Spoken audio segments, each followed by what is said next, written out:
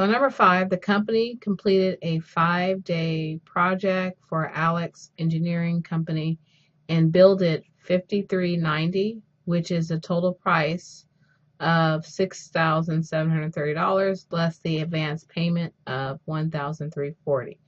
So this right here is telling us that we got some money in advance before we provide the service. So this money should be in our unearned revenue account. So if you go to your liability section, you see unearned computer services revenue $1,340. So we already received money in advance. So what we're going to do is, because now that we're performing the work, we are earning it.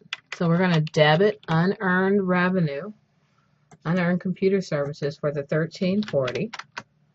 And then we didn't actually receive money. So we want to make sure that we get our money. So we're going to set up an accounts receivable for the remainder amount due. Now this is Alex Engineering, so you want to make sure you select the correct customer. And the amount will be the 5390. And then we are actually recognizing revenue for the full 6,730. So 6,730. And this is for our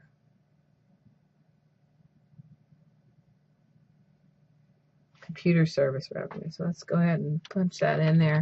Now your numbers again may be different than the numbers I have. So of course you're going to use your numbers on your sheet. So computer service revenue, account 403, and then that would be our complete account, record the entry. Now let's go ahead and do item 6. Company sold merchandise with a retail value of $4,700. So we're going to recognize the sale portion first. And we know that our debits have to equal our credits. And then next thing you'll do is debit the accounts receivable account.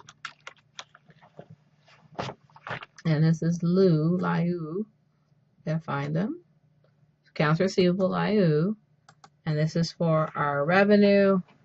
And we are selling merchandise. So because we're selling merchandise, we need to credit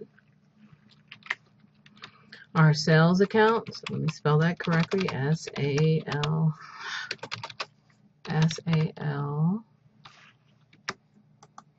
And then we'll record this entry first.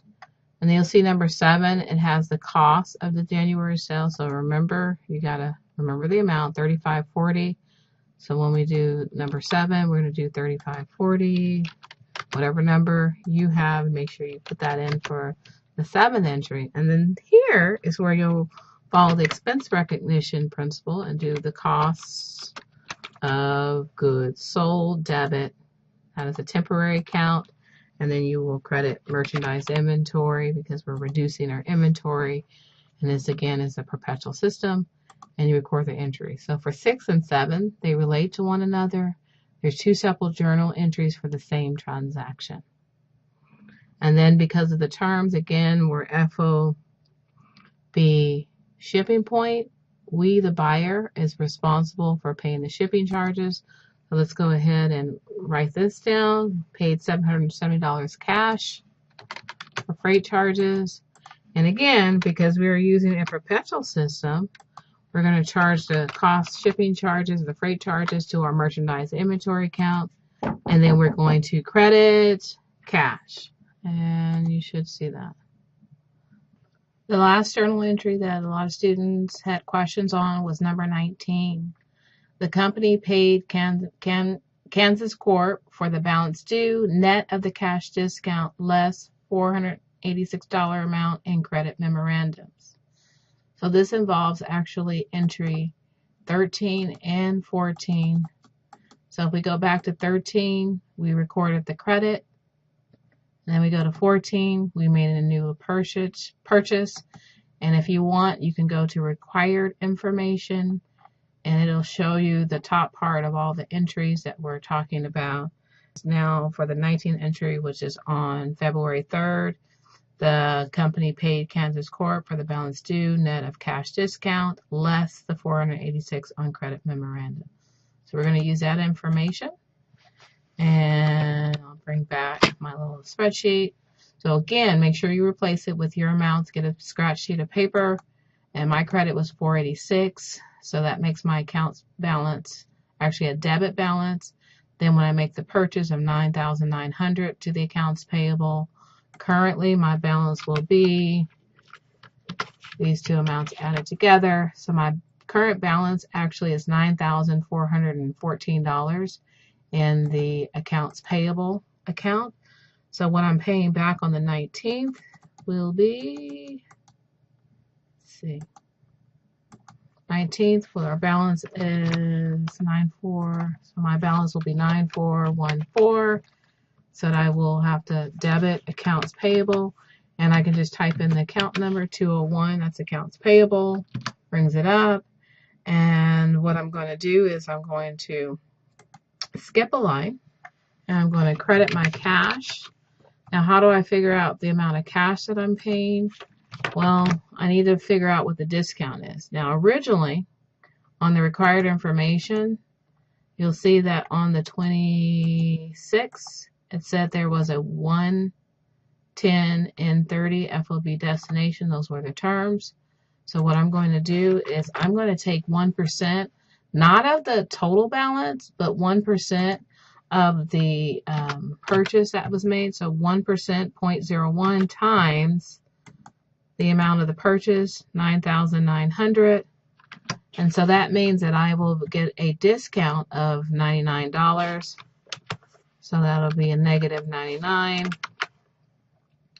So the actual amount that I will pay will be the $9,414 minus the $99. So that is the $9,414 minus the $99. So the amount of the check I will actually write is $9,315. And that's going to go to cash. $9,315. And we'll see. We're still out of balance. Again, the difference here will be the amount of the discount, that $99. So I'm going to put the discount over here. So that's going to be a credit to our merchandise inventory account. And we'll add it up. And this is what we will record for our entry. And we are done. So hopefully you'll complete all 37 of the journal entries. If you have any questions, again, post them in the discussion thread in Canvas for practice sets. After you finish recording all 37 of the journal entries, you want to go to View General Journal Entries before proceeding to the next step.